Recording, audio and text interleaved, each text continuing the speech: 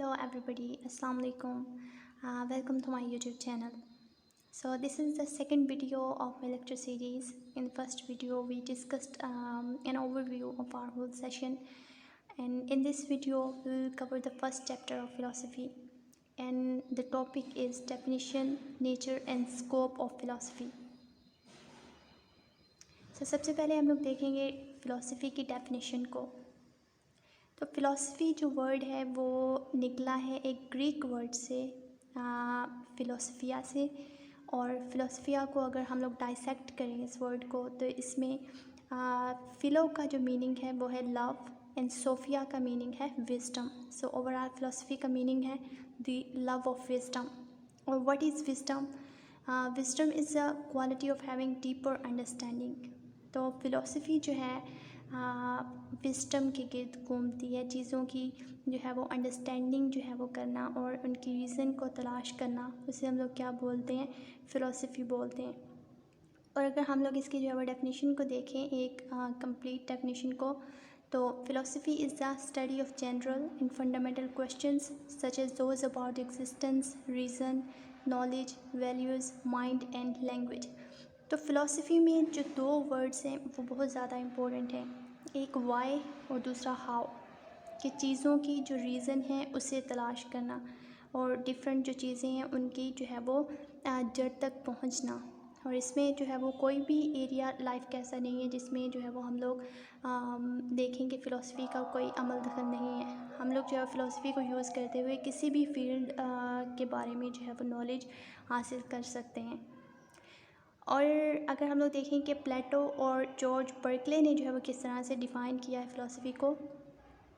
और यहाँ पे मैं आपको एक इम्पॉर्टेंट बात बताती चलूँ कि जब भी आप लोग किसी भी टॉपिक को कवर करते हैं सीएसएस में, तो आपको चाहिए कि आप एक टॉपिक पर एक से ज़्यादा डेफिनेशंस को जो है वो लिखें, तैयार करें डेफिनेशंस को, क्योंकि इससे जो एग्ज़ामिनर है उस पर बहुत अच्छा इंप्रेशन पड़ता है. तो सेकंड डेफिनेशन प्लेटो की है. प्लेटो के मुताबिक philosophy is the acquisition of knowledge, and according to George Berkeley philosophy is the reality of things, कि जो चीज़ों की रियलिटी है उसे जो है देखना क्या है, फ़िलोसफी है.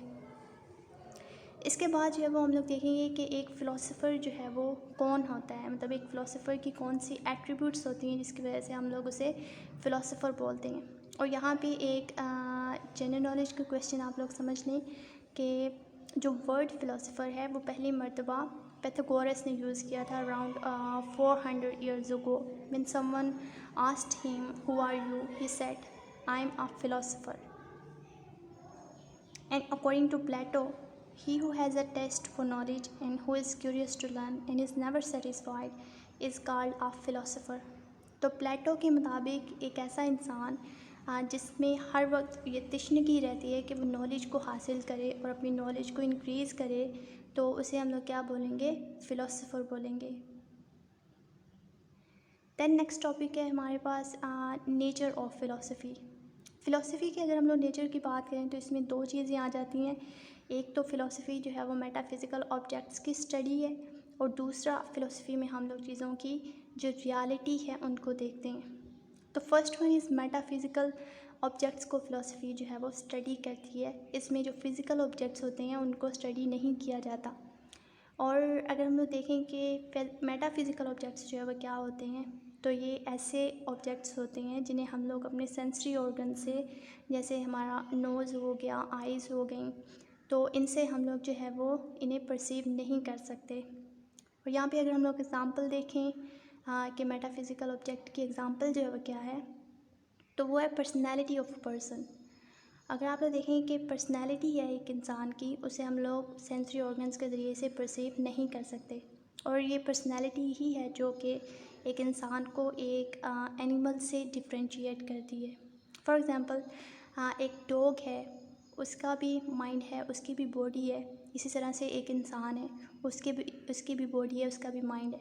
लेकिन जो इंसान की पर्सनैलिटी है वो डिफ्रेंशिएट करती है उसे किससे? एनिमल से. So this was example of metaphysical object. And then philosophy जो है वो स्टडी है रियलिटी की और ट्रुथ की, कि चीज़ों की सच्चाई को देखना.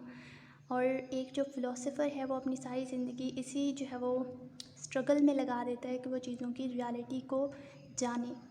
और इसीलिए जो पाइथागोरस है वो फ़िलोसोफ़र की डेफिनेशन इस तरह से करता है, the one who seeks truth in reality of things is a philosopher. और ये डेफिनेशन आप लोग पीछे भी ऐड कर सकते हैं, जिसमें हमने फ़िलोसोफ़र की डेफिनेशन को देखा था और हमने देखा था कि प्लेटो जो है वो किस तरह से डिफ़ाइन करता है फ़िलोसोफ़र को। तो इसी तरह से हम लोग जो है वो प्लेटो के बाद पाइथागोरस की डेफिनेशन को भी यहाँ पे ऐड कर सकते हैं। एंड लास्टली हम लोग डिस्कस करेंगे स्कोप ऑफ फ़िलोसफी पे।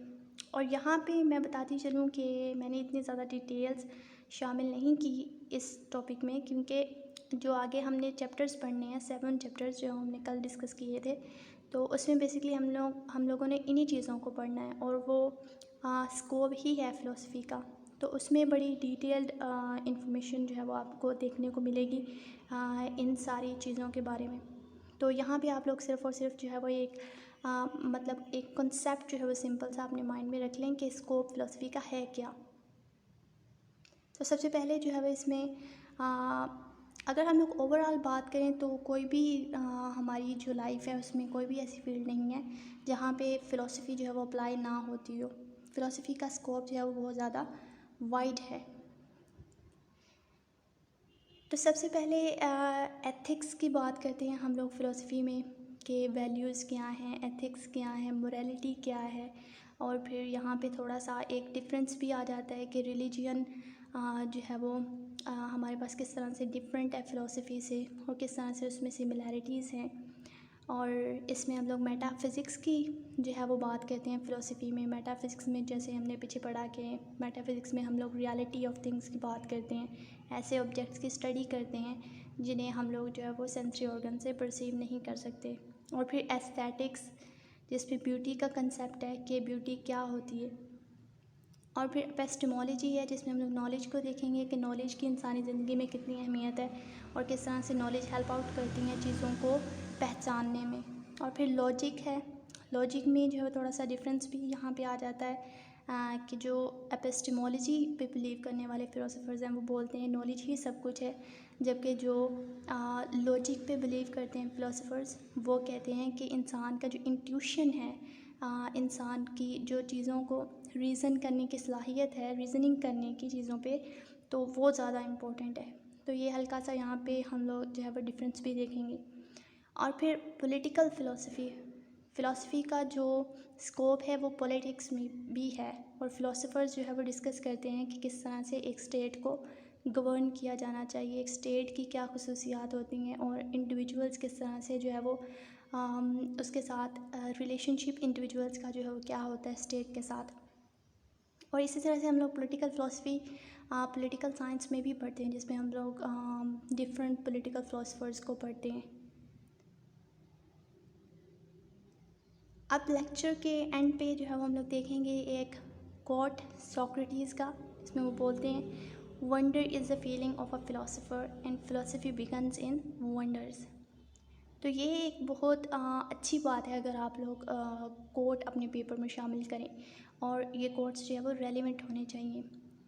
इसमें इम्पोर्टेंट बात ये है कि आप जब पेपर को लिख रहे होते हैं तो आपने अपने पेपर को स्टैंड आउट करवाना होता है ऐसी चीज़ों के साथ। तो इसमें बहुत ज़्यादा इम्पोर्टेंट है कि आप लोग एक से ज़्यादा डेफिनेशंस यूज़ करें, आप लोग जो है वो अच्छे मार्कर्स का यूज़ करें, और आप लोग कोट्स भी जो है वो उसमें रेलिवेंट कोट्स भी जो है वो ऐड करें। So this is the end of today's lecture. और इस लेक्चर में मैंने डिस्कस किया definition, nature and scope of philosophy. So soon I will be recording the next video on the next chapter. So till then, bye, take care. Take care of your family and take care of yourself. Thank you for watching this video.